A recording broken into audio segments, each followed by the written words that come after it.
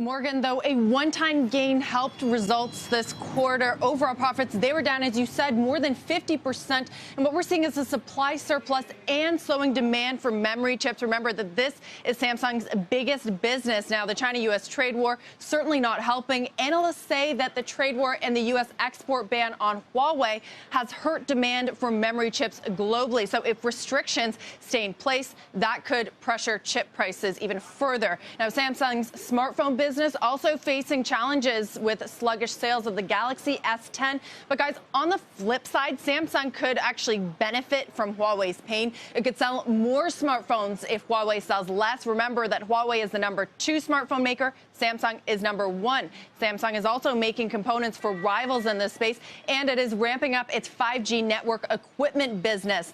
But guys, it is not just Samsung being affected by trade tensions. Aside from China and the U.S., tensions between Japan and South Korea could be another headwind for them and other South Korean chip makers. You've got Samsung, LG, and SK Hynix under pressure in Korean trade today. We will get full earnings from Samsung at the end of the month. But guys, this is really about the global supply chain picture, which remains under pressure. Back to you. Dee, that 0.76% decline in Samsung, it is important to have it in perspective, like you just showed, that it's outperforming some of the other regional players. Yes, in the short term, there might be some macro headwinds, but they're seen as a potential long-term beneficiary structurally if the U.S.-China trade war persists. That's right. And as I mentioned, Huawei's pain could actually be their gain, right? They have a huge smartphone business. Of course, it's not as big as their chip business, but it stands to gain if Huawei continues to have problems. Remember that the company said that it saw smartphone shipments down some 40% in 1 month on the back of this export ban and the problems that they're facing. So certainly Samsung could come in and pick up some of the slack there, or even, who knows, maybe an Apple